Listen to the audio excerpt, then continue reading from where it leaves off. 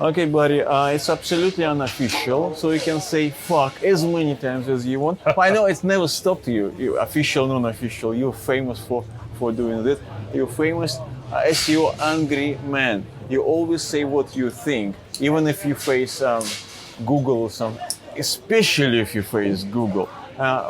You don't care, or why? Wouldn't say I don't care. I think I care a lot about SEO, and that's why I speak my mind. I don't believe in trying to dress things up in a different way to make people feel nice about it. I just, I call it as I see it, and I don't really have any other way to think about things. I think it's also because I'm a Dutchman, and the Dutch are known to be quite blunt and direct, and that translates to how I say my things about SEO, the opinions that I express. I try to always attack ideas and concepts and not people. I try not to make it personal. I don't always succeed, unfortunately, but I think it's important to have a space and the ability to criticize ideas and criticize concepts and criticize people's beliefs that they have about SEO and about how things work without attacking the people themselves who have those beliefs and have those concepts and ideas. And we need to be able to separate that. But it can be quite hard when you are critical about something that someone else has put a lot of effort into. They can take it personal. So I think over the years I have softened a bit in how I express things. I'm not as blunt as I used to be anymore. And I'm a bit more aware of what the results of my expressing my opinions can be. But in the end, I'm not in this industry to play nice with everybody. I'm trying to help the industry. I'm trying to help everybody get better at SEO, and fortunately enough, I'm in a position where I can do that a little bit. And I don't think allowing bad ideas to flourish helps the SEO industry. I think if I see a bad idea or a bad tactic, I try to call that out. And the same with Google. If Google does things I don't agree with, I will call that out. But I always make a point of attacking Google, the company, not Googlers working in the business, because pretty much every Googler I've ever met has been a lovely person. So I can't really fault them for anything, and they're just doing their own job, Okay, let's get back in history. How did it all started? What was your background? How did you get to this SEO? And no, first question: who do you think you are? Are you a marketer? Are you SEO? Are you technical? Something else? I don't know. Yeah, I'm comfortable with the SEO label, and especially the technical SEO label. I wouldn't call myself a marketer because I think I lack the skills to be a proper marketer, which is why the technical side of SEO appeals to me more. I started out in IT. I was an IT guy, a network admin, and a bit of an amateur coder, and got put in charge of companies' intranet web servers that hosted their intranet. And because I knew HTML and a bit of CSS, because I've hacked together my own websites in my hobby, people asked me to change what was on those servers as well, to sort of become a manager of the intranet, as well as the servers, the network that ran the intranet.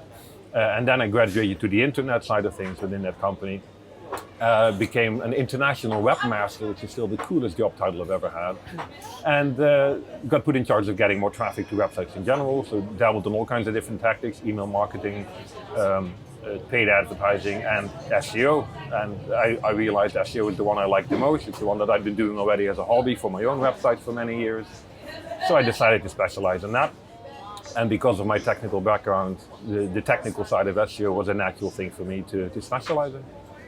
Okay, I know you've been in-house. Now you're kind of how do you describe today's your relation with your clients? Are you contractor? You consultant? You out of house? What? Yeah, I'm a consultant. I'm the external guy that gets called in to solve problems, basically. And often that is just a one-off SEO audit, with maybe some ad hoc consulting after that. With other clients, they have me on a monthly retainer for X amount of hours that they can use as they see fit. And I'm quite flexible about that, whatever fits best in the client's processes and business structure to try and help them achieve what they want to achieve. And I work with a lot of development teams and tech teams, and also with marketing teams. It really depends sometimes who hires me and what kind of capabilities they have in how I fit into that organization, and whether I'm reporting to the CMO or the CTO, or maybe just the head of SEO in a particularly large company if they have that particular position. So there's no one standard way that I work with clients. I always try to adapt myself to how they prefer to work with external consultants. Is there any taboo for you? Taboo, I mean, not moral taboo, but taboo in terms of what you would suggest your client does. So, for example, some black hat link building, all this kind of thing. You know, I mean, Yeah. would you suggest if it's well, we live in a world where everybody lies, we know that, but everybody says, no, we don't buy links. All these people in the West or in the East, Yeah. well, they do, but we don't. Yeah. Would you suggest your client to do something which is a bit... I would not prevent my client from using any tactic as long as they were aware of the risks. You know, I work with clients who have to buy links to get anywhere because it's a very competitive space that they work in, and I'm okay with that as long as they realize the risks. That, you know, there are risks of penalties, both algorithmic penalties that they just get hit by an algo update, as manual penalties that they actually see in Search Console. You know, the Google guidelines are just guidelines. They're not the laws, you know, they're not laws etched in stone. I think we should treat them as guidelines that Google wants to enforce, but we have freedom to operate within those guidelines and outside of those guidelines as well. Of course, breaking the actual law is a red line in the sand. I don't think anybody can condone breaking real laws and like hacking websites or stuff Yeah, like that. well, I didn't suggest you ask your client to break a law to get But extra. I think that's where I would draw the line, breaking Okay. actual laws. But anything up to that is allowed as long as clients are aware of the risks. I think it's very dangerous when agencies or SEO consultants manipulate their client or maybe lie to their client about doing tactics which are against Google's guidelines and aren't open about the risks that those tactics represent. So I think if as an SEO consultant you go down a route which is grey hat or black hat in using that terminology, which I think is a bit outdated, but okay, you have a duty to be honest with your clients about that there are risks involved and it could come back to haunt you. And eventually it's up to the client to decide. Yes, I think the client, if they can make an informed decision, that they have the information and aware of the risks, then it's up to them whether or not they want to take on that risk. Yeah. Okay. You very often are doing conference speeches. What is it for you? Is it to being more recognized? Is to charge your client more because you're famous? Is it networking? Why are you doing it? I think the networking part is why I actually do it. I like being a part of the industry. I like sharing my knowledge because that's how I learned it as well. I learned from other people going up on stage and talking at conferences and me sitting in the audience. I learned from other people writing blog posts and sharing their knowledge in private groups and all that thing. So I try to pass that forward.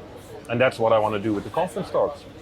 And over the years, it's sort of become my main marketing channel as well. Because I don't really do any marketing with my company name or anything like that. It's the conference talks and word of mouth referrals that I rely on to get new business coming in. So that's what I've started using the conference talks for as well. But I never want to give a marketing talk to promote myself. I would give a talk to share knowledge and share my experiences. Which gives you even better idea to it's not fun being famous. yourself. It's not fun being famous in the SEO world. You know, the more famous you get, the more critics you get as well.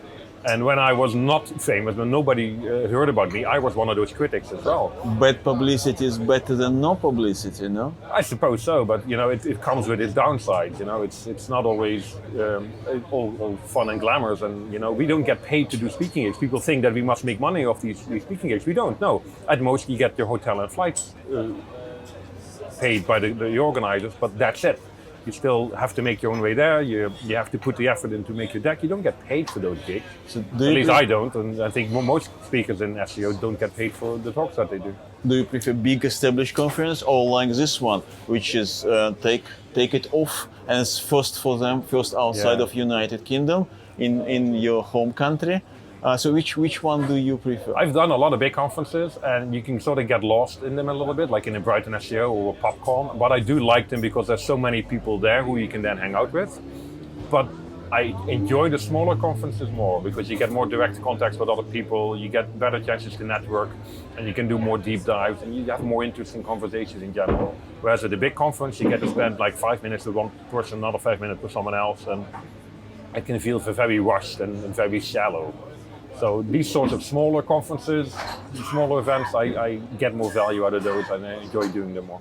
Yeah, it was a pleasure to talking to you. Thank you very much. Pleasure was all mine, Anton. Keep drinking. Cheers. Thank you. Cheers.